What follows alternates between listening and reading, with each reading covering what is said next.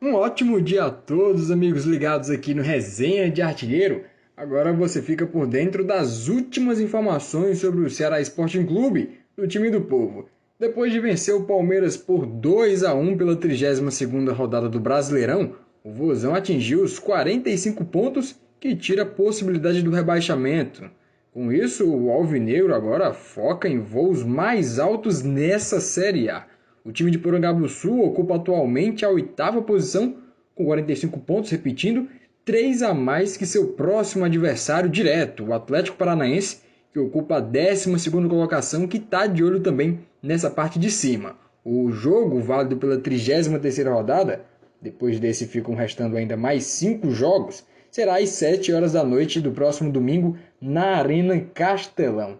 O lateral direito Eduardo e o volante Charles, que cumprirão suspensão automática, são os únicos desfalques de Guto Ferreira para o confronto contra o Furacão. Fora isso, o treinador deve repetir a mesma equipe que vem atuando nos últimos jogos e vem atuando muito bem. O Ceará, que havia vencido o Flamengo, acabou perdendo para o Red Bull Bragantino, mas venceu no último domingo o Palmeiras, vem muito bem, vem embalado o Alvinegro de Porangabuçu. O clube não tem, neste momento, nenhum jogador no departamento médico, que é muito importante, marca uma importância que mostra essa sincronia dentro de campo e fora de campo também com o departamento médico do Alvinegro de Porangabuçu. O elenco do Ceará se reapresentou ontem após a vitória sobre o Palmeiras. O Guto Ferreira deu uma folga generosa a todos os seus atletas. Hoje, o time segue a programação de treinos visando o time comandado por Paulo Autuori, que é um concorrente direto aí, como a gente vem falando, pelas posições na primeira parte da tabela do Brasileirão. As duas equipes ainda têm chances de chegarem ainda na pré-Libertadores. Assim como o Vozão, o rubro-negro paranaense vem de vitória. Venceu o Flamengo no final de semana passado por 2-1 na última rodada e chega embalado à capital cearense. Vai ser um bom jogo de se acompanhar. Mudando de assunto para falar de outras categorias do Vozão, até porque tem decisão no final de semana. No domingo também, o Ceará Sub-23 entra em campo pelo jogo de volta da grande final do Brasileiro Aspirantes contra o Vila Nova.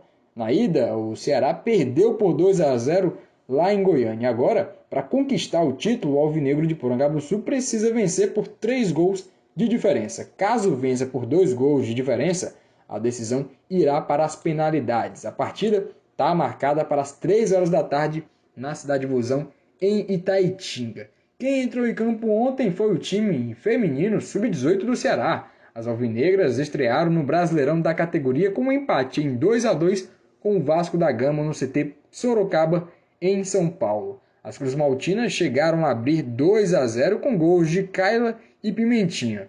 O time comandado pelo ex-zagueiro, você vai lembrar, hein? Erivelton Viana foi atrás do resultado e empatou com a Malha 2 vezes. Com um empate em 2-2, as duas equipes, tanto Vasco como o Ceará, estão na liderança do Grupo F do Brasileirão Feminino Sub-18.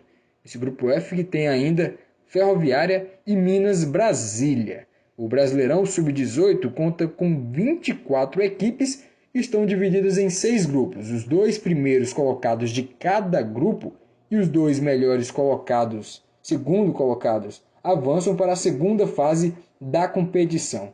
Todos os jogos estão sendo disputados em Sorocaba, no interior de São Paulo.